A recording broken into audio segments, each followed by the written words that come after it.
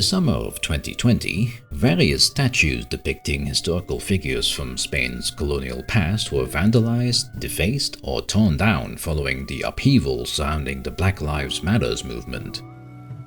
Statues from figures such as Christopher Columbus, Hernán Cortés, Junipero Serra, Miguel de Cervantes, and Americo Vespucci were all considered to be symbols of white supremacy, racism, and fascism by the protesters, who called for removal of the statues or demanded they be replaced with monuments dedicated to those who died as a result of Spain's colonialism. The discourse of desacralization and rectification of history was alive more than ever, bringing a very old and very sensitive discussion in Spain back into the spotlight. A discussion that, according to some, led to Hispanophobia across the world as a result of prejudiced and unfair history. A history that depicts the Spanish as the most cruel and tyrannical people from all of Europe.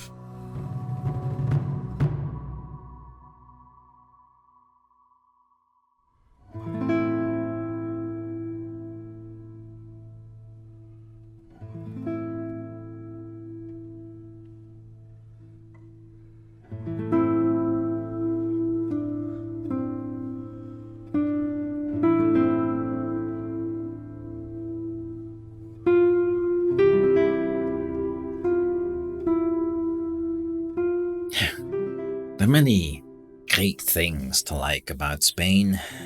The weather, the people, sangria, churros, breathtaking landscapes, the richness and diversity of the languages, churros, the national appreciation for siestas, not being Portugal.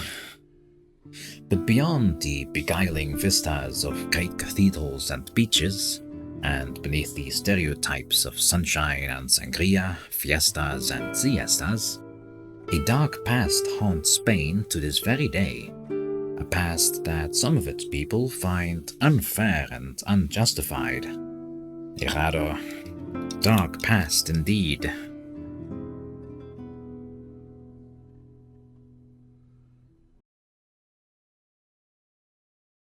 For nearly 500 years, Spain's past has been disfigured and distorted by the spread of heinous and unfair propaganda spread by its former opponents and rivals. The so-called Leyenda Negra, the Black Legend, was spun by chroniclers in England and the Netherlands who supposedly sought to depict their Roman Catholic enemies as unusually cruel and bloodthirsty, and to exaggerate the brutality of the Spanish Empire. Elements of this image even have its repercussions until this very day, and opinions on the Black Legend range from it being a perfect example of historical propaganda, the effects of which have lasted until this very day, to it being a mere attempt to dismiss Spain's impact on Latin America as nothing more than slander. And much of the blame falls to one particular person, a Spaniard no less. One who went by the name of Bartolomé de las Casas. Las Casas arrived in the Spanish Caribbean in 1502, where he got to experience the atrocities committed against the locals firsthand and decided to become a Dominican friar and priest. In response to what he saw, he wrote Brevísima Relación de la Destrucción de las Indias, a short account of the destruction of the Indies. This account was a damning report of the conduct committed by the Spaniards in the New World. Las Casas collected all sorts of accounts and data to support his claim on how abusive the Spaniards were towards the natives. In fact, some historians have gone on to claim that Las Casas even exaggerated some of his accounts and numbers. After all, his examples were intended to intentionally shock the king and his court into action, and to Las Casas' credit, these efforts did pay off. After 1542, the king issued more reformist laws, and finally the laws of 1572 brought the period of conquest to an end. Las Casas' efforts were clearly a success, and surely this was a victory to the humanization of Spanish colonization, right? But the Spaniards were not the only ones who had paid attention to Las Casas' short account. Anti-Spanish propagandists soon subverted Fray Bartolomé's claims. Countries like Spain, France, and the Low Countries gobbled up the negative descriptions of Spanish and to some degree Portuguese, who were gaining considerable wealth from their colonial efforts.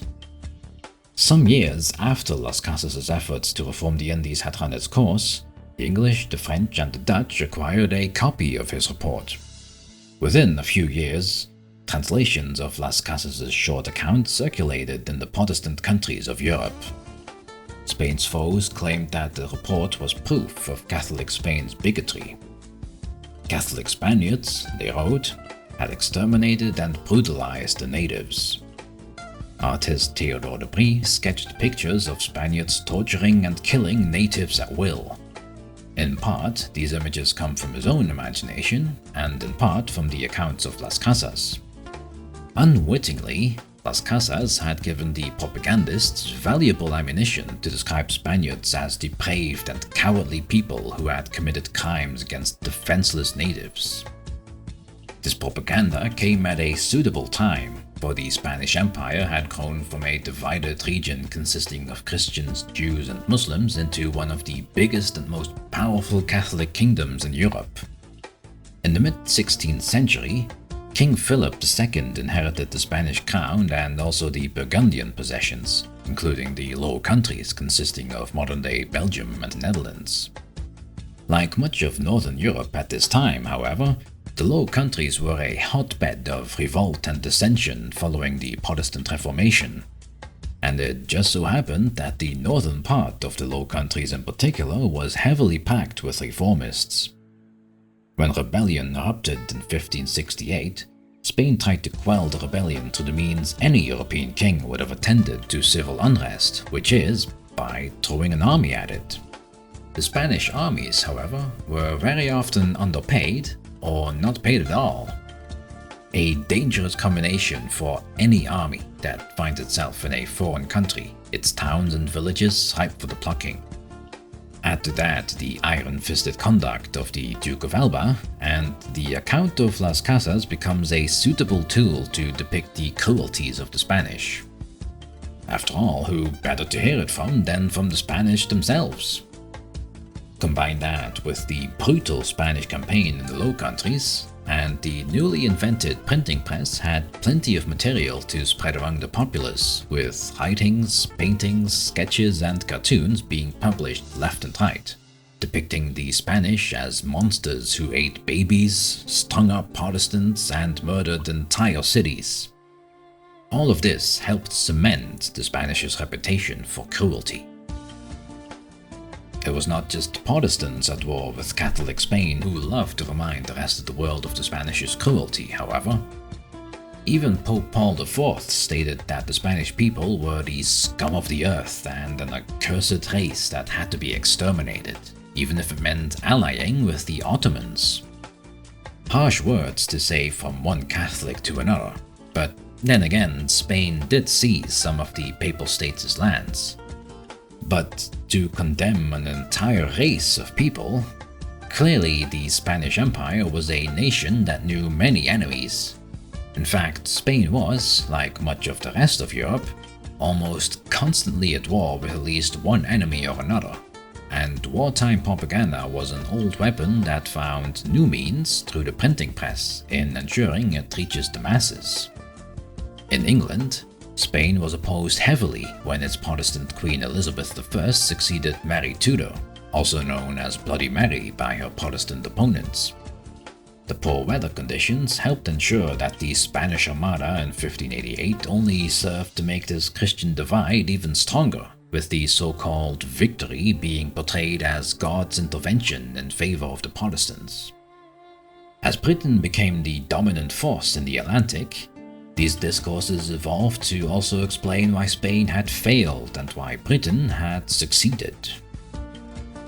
In the centuries after that, the anti-Spanish propaganda endured and grew, especially whenever conflict arose between the English and Spanish-speaking worlds.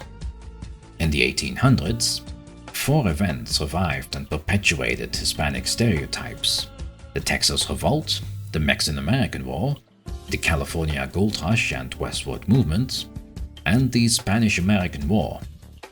Each event was characterized by an anti-Hispanic campaign during which publishers of books and newspapers drew on previous anti-Spanish propaganda for inspiration, 4 centuries prior. Manifest Destiny expounded the belief that God had blessed and preordained US expansion and, by extension, the punishment of Mexico for its depravity. Over the centuries, the anti-Hispanic discourse became intimately interwoven with racial inferiority of Southern Europeans to Northern Europeans, as racist views were being nurtured by other European countries who saw Spain's cultural heritage as dirty or impure due to the Islamic and Judaic influence it had received over the years.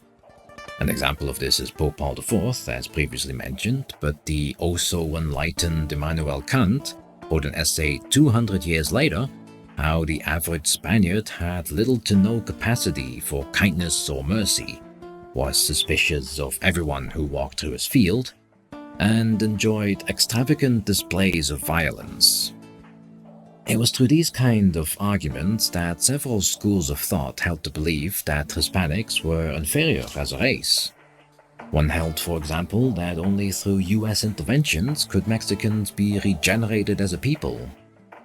It's no surprise that it was around this time that the long-lasting tendency of depicting Hispanic people as cruel and inferior began to be noticed by Spanish scholars as well, and questions were being asked.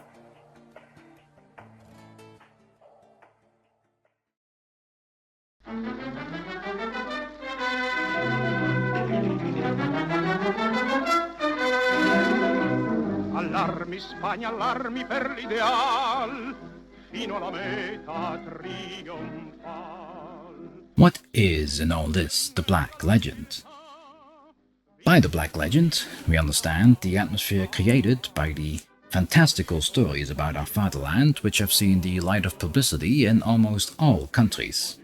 The grotesque descriptions made again and again of the character of the Spanish as individuals and as a collective.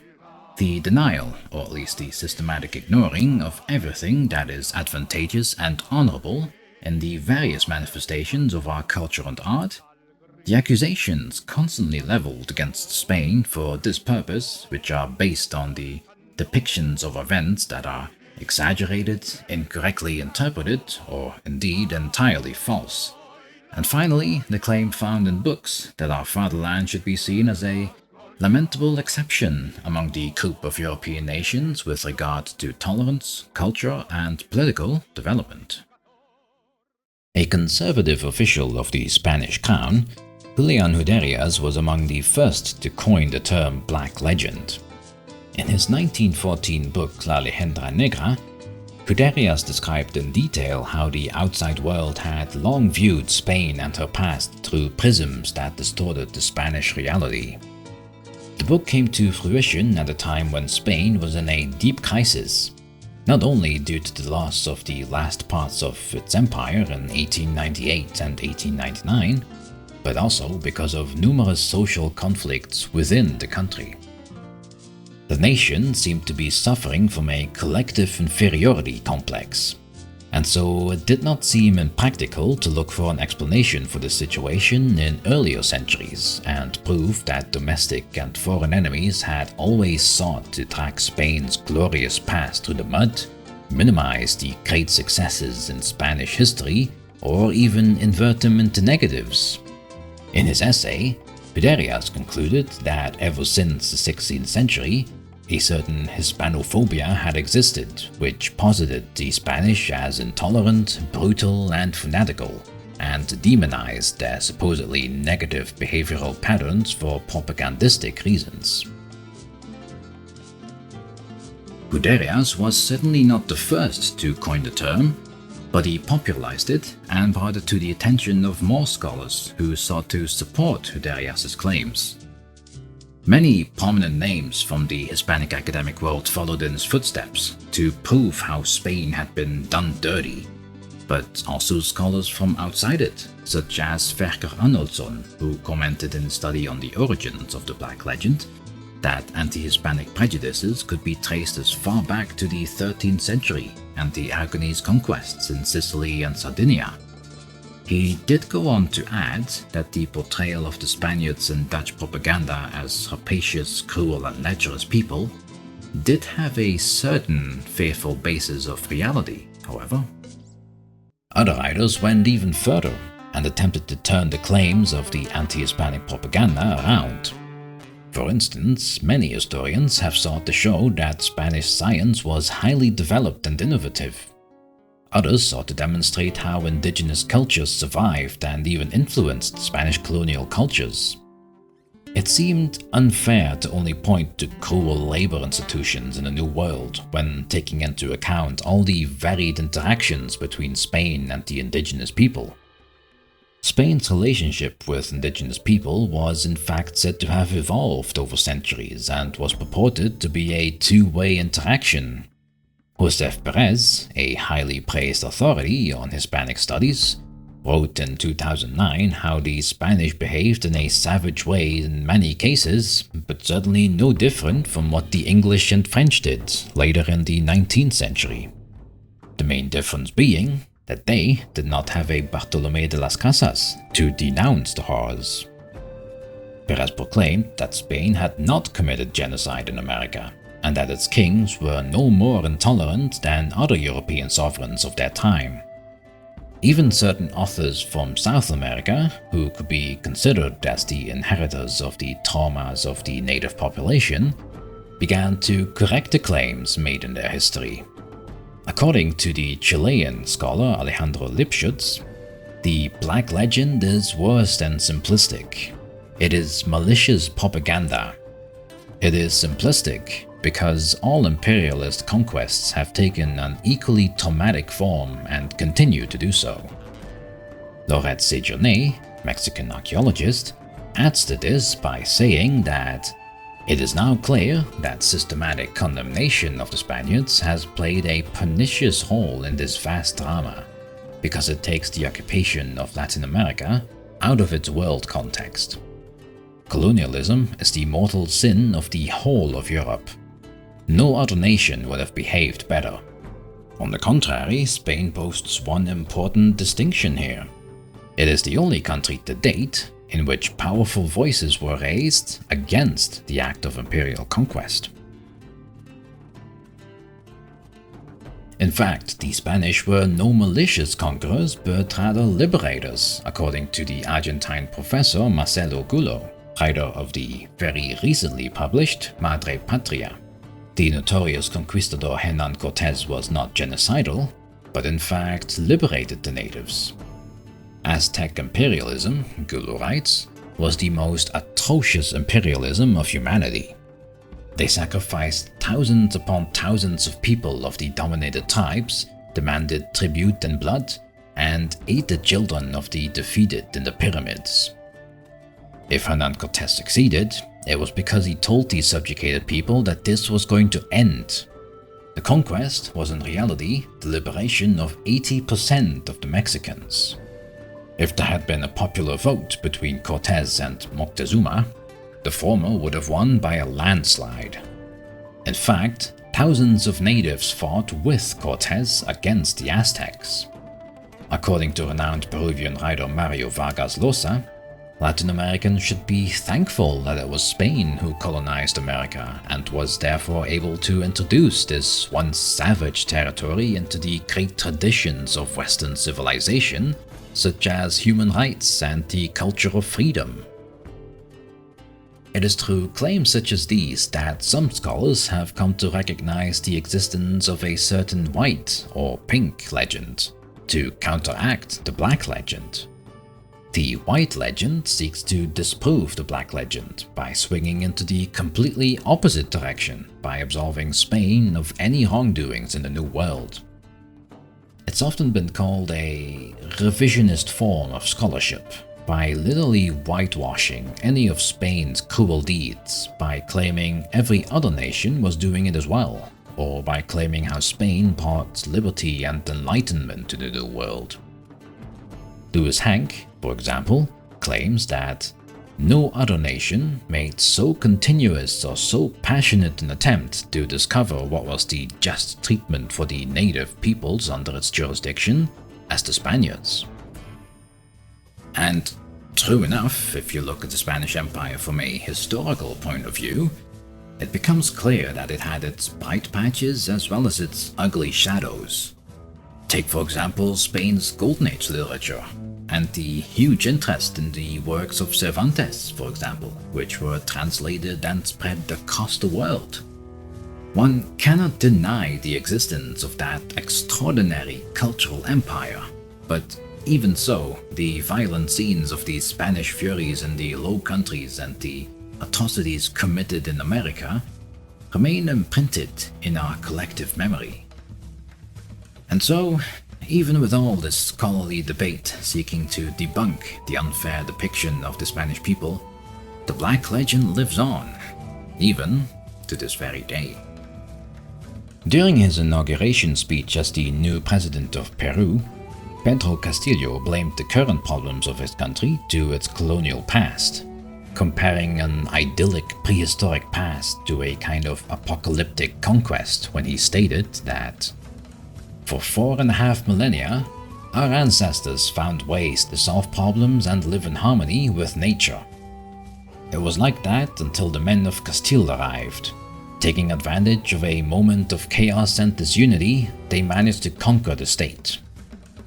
He went on to call for the destruction of all the colonial symbols of the country, and announced that he will not rule from the Casa de Pizarro, the seat of presidency in Peru that owes its name to the conqueror of Trujillo. And these words were spoken in the presence of the King of Spain himself, Felipe VI, who attended the inauguration ceremony. Now, the economic divide between the North and the South of America is a whole different can of worms that I will not crack open right now, as we have plenty more to discuss in the topic at hand, but suffice to say that there's far more to the contrast between the North and the South than just their colonial upbringing. It's clear that even to this very day, we can still see traces of the Black Legend when scholars point to a so-called bad political upbringing that set Latin American countries on a certain path to failure following the revolutions. In fact, Marcelo Gullo posits that the ongoing legacy of the Black Legend leads to fragmentation, to the balkanization of Spain and Latin America to this very day. He writes that Spain and Hispanic America are losing their way because they have forgotten their true history, disfigured by the political propaganda that the Dutch, English, Americans, and even the Soviets have been successfully spreading for centuries. It was also through Spain's inferiority complex that Spain came to accept less than favorable conditions when entering the European Economic Community in 1986. He goes on to claim how even the current unrest in Catalonia is a byproduct of the fragmentation of Spain due to an ongoing Anglo-Saxon appropriation of Spanish history, which Hispanic Americans and Spaniards alike have come to believe as infallible truth. In fact, Gullo states that the descendants of the native population in South America who seek to tear down the statues that refer to their colonial past are also victims of the falsification of history. Bold claims indeed, so what of all of that is actually true? Let's try and see if we can get some perspective.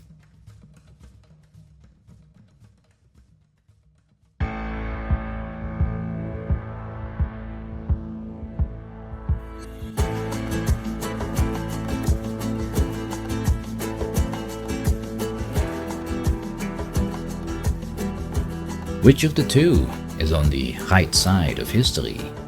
Is it the Black Legend, in which Spain is condemned for its misconduct in South America and in Protestant countries such as the Dutch Revolt in its bid for global supremacy?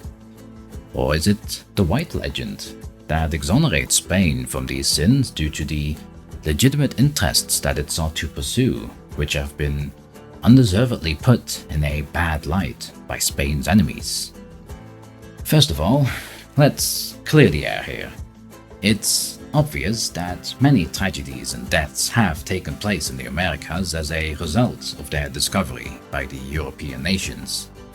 There's a plethora of proof that the arrival of conquistadors in the New World brought with it some terrible crimes, and the Spanish furies that took place in the Low Countries certainly did happen to some extent. But were the Spanish crimes and atrocities truly any worse than what other colonial powers did at the time? Of course there were crimes, and monstrous crimes at that, but the conquests carried out by the other Western powers were not lacking in murders and acts of destruction. When compared with other colonial countries in the centuries to follow, the Spanish were no more monstrous.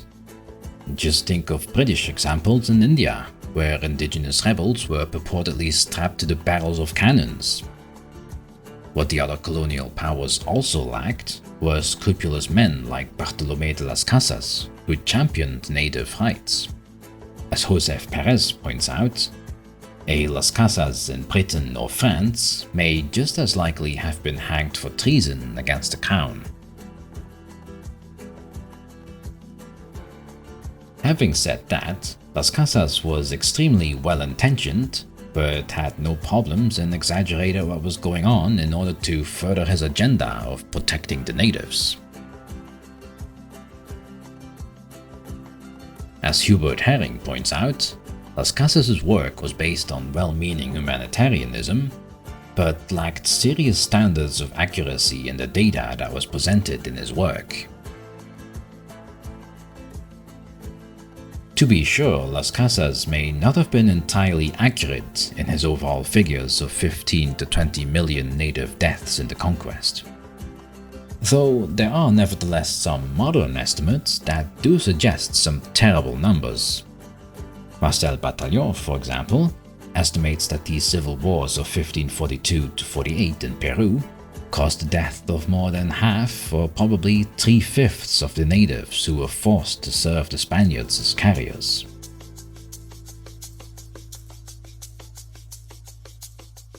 Despite such numbers, it is telling how these Spanish atrocities have been far more magnified than those of other colonial powers, such as England, France, Portugal, and Holland. The fact is that many of the stories about Spanish atrocities were indeed spread by the English, the Dutch, and the French, despite committing numerous atrocities themselves. This is because a large portion of the propaganda linked with the Black Legend was concocted with primarily one aim in view: to discredit Spain, the leading European power in the 16th century. While it is true that Spanish explorers and conquistadors perpetrated grave crimes on the indigenous populations of the New World, the discourse that describes Spanish colonial interactions in this manner are one-sided. These narratives do not allude to the complex relationships that developed during the colonial period. In the face of religious wars and wars for hegemony in Europe and America against England, France, and Holland, the Spanish crown needed money to fund its armies and overseas interests, and lots of it. It was this greed that ensured the Americas would have to be plucked of all of its feathers, by means of plunder, exchange and trade that may or may not have been entirely fair, collecting the royal fifth, through indigenous landholders and mining, and by collecting the large tributes which the natives were obliged to pay in recognition of their vassalage. Yet, through all these means, Spain, as a colonial power, purportedly treated the native populations far better than the Netherlands or England did. After all, if the territories were populous and prosperous, it would be beneficial for the motherland too. The Iberian Peninsula had only just been conquered from the Muslims when they began their exploration of the New World, so it was not quite the populous nation that it is today. They consequently did not have enough people or resources to run a colony entirely by themselves, so they'd often get rid of the indigenous elite, but let local life continue without too much disruption. Compare that to the English, who would seize lands in the Americas, exterminate the natives, and run things themselves. There's a reason why there are many more people of at least partial native descent in Latin America compared to the United States. In British America, there have been many anti-interbreeding laws since 1691, when the Maryland General Assembly passed the first such law banning interracial marriages. In contrast, the Spanish crown allowed and promoted such marriages since 1514.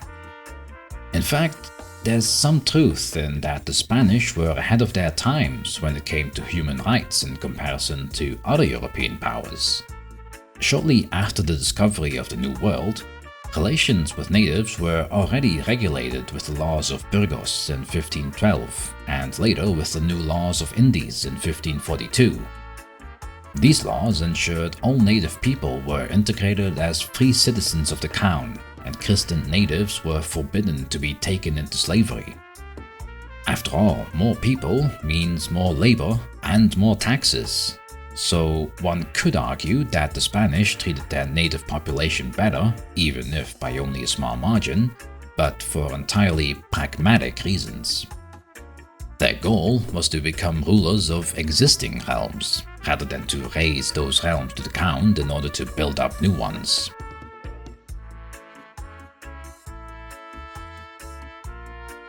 Which is not to say that life in the colonies was not harsh whatsoever, of course. The natives were simply transformed from slaves into serfs in service of the Spanish crown. Even under the new laws, many Native Americans were still worked to death and were treated harshly. It did not require being a slave to have a miserable life in the 16th century. Peasants and serfs also lived under harsh conditions, but then the same was true for Spanish peasants back on the Iberian Peninsula. Such is the reality of those who do not live in the higher classes of society. Conquistadors too were in it for the money, and the goal was to harvest resources for the crown. Yes, there were many deaths, but the majority of these can more likely be attributed to forced labor and unintentional diseases, not outright massacres. To do so would be counterproductive, as European settlers alone would not be enough to work all the fields and silver mines. Populations were not wiped out simply because they could. More often than not, they were conquered, converted to Christianity, and pressed into service. The goal was not destruction, but profit. We all know how the conflicts between Spain and the other colonial powers like England, France, and Holland ended. England came to become the next greatest colonial power, while Spanish dominance on the European battlefields ended with their defeat against the French at the Battle of Rocroi, and Holland gained its independence from Spain after the 80 Years' War. And so, their narrative of their conflict against Spain prevailed. The old saying of history is written by the victors is a terribly inaccurate oversimplification of how history actually works, but in the case of the Black Legend, it is an accurate way to understand what happened along the way. The Spanish were a colonial power. They hurt a lot of people and fought a lot of people. They had enemies that made propaganda about them. And finally, jealousy and rivalry led to other countries perpetuating a negative Spanish narrative further, culminating it into what we know the Spanish legend to be now. This is where the Black Legend differs from the White Legend, however. The Black Legend is a construct of many different authors from many different times and nations and conflicts that took to a common trope and meme to slander their Hispanic enemies. There's no intentional coordination between these parties with an intended end result of a denominated concept called the Black Legend. In the case of the White Legend, however, we do see an actual pointed goal of erasing or whitewashing the atrocities of the Spanish past. In Spain, The white legend is often referred to as a pink legend, hailing from the Spanish idiom ver todo de color de rosa, which is comparable to the English wearing rose-colored glasses.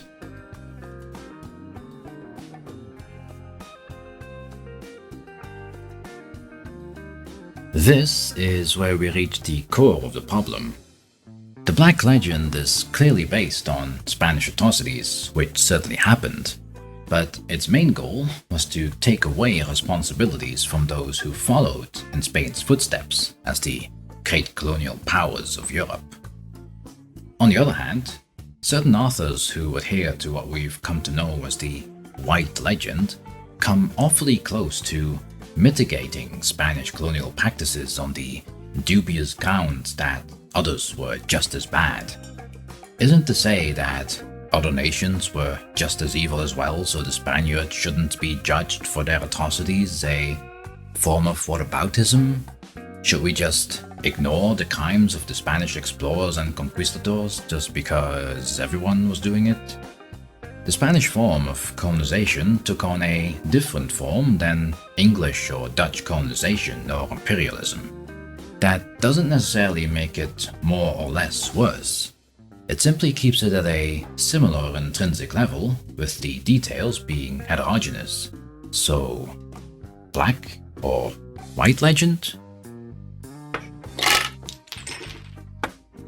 Look, I'm not going to have a definitive answer for you here, but it's clear that there's far more to the complexity to the history of humanity than something that can be defined as black or white. Regardless of whether it is Spain we are looking at or any other colonial regime, colonial interactions took on many nuanced forms. One cannot simply compare the brutality of one to the other, as each different case of colonization involved their own kind of evolving, often violent dynamics. The best we can do, as historians and as people, is to understand the complexity of these colonial relationships in order to gain a more nuanced and correct understanding of these interactions and the parties involved.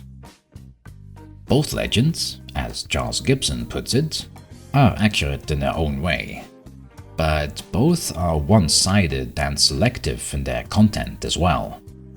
The Black Legend and the theory behind it regarding the biased depiction of the Spanish throughout certain parts of history certainly is substantially accurate, if stripped of its rhetoric and emotional coloration.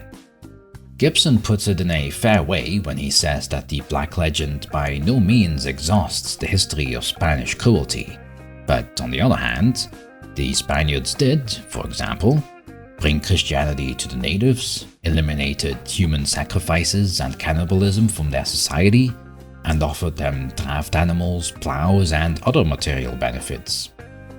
Even the defaced statues of Colombia, Mexico, the United States, Spain, and so forth that depict Spain's colonial past have become part of the cultural heritage of the people living there.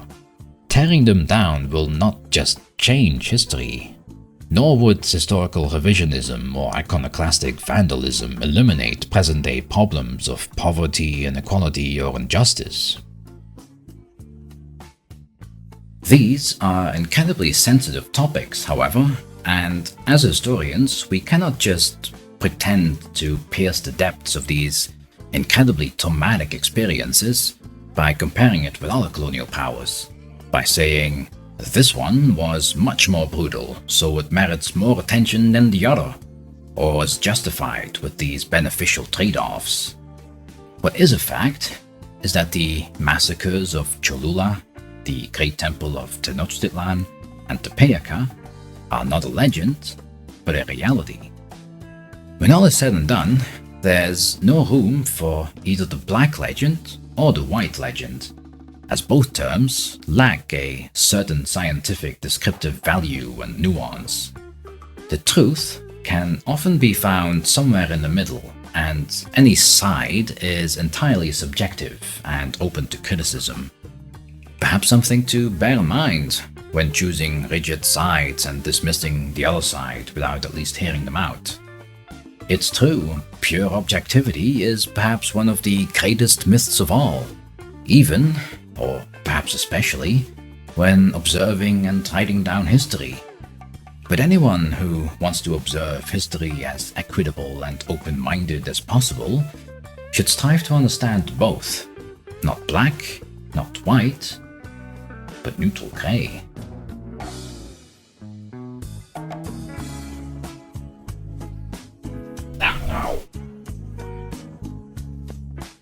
Chess piece.